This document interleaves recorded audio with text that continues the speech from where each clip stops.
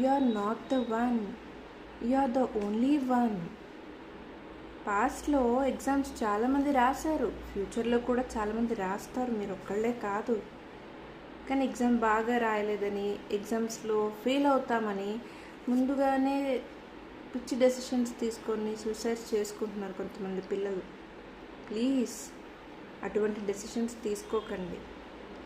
Exams అనేవి మీరు ఎంత నేర్చుకున్నారో టెస్ట్ చేయడానికి మాత్రమే, మీ లెర్నింగ్ని టెస్ట్ చేసుకోవడానికి, అది మీకు మీరే టెస్ట్ చేసుకోవడానికి మాత్రమే తప్పితే ఎవరినో మనం ఇంప్రెస్ చేయడానికి కాదు.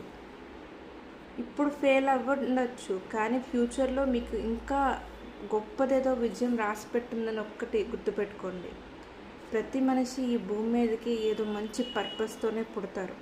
ప్రతి మనిషి వాల్యుబులే, ఎవరు వేస్ట్ కాదు ఈ భూమి మీద. ఆ వాల్యూ ఏంటో తెలుసుకోండి. మీరు ఫెయిల్ అయ్యారు అని మిమ్మల్ని ఎవరైనా అంటే వాళ్ళ ముందే గెలిచి చూపించండి, కాలర్ ఎగరేసుకొని తిరగండి. అది సక్సెస్ అంటే. ఎగ్జామ్స్లో ఫెయిల్ అయ్యామని చెప్పి ప్రాణాలు తీసేసుకుంటే చాలామంది ఫెయిల్ అయ్యారు.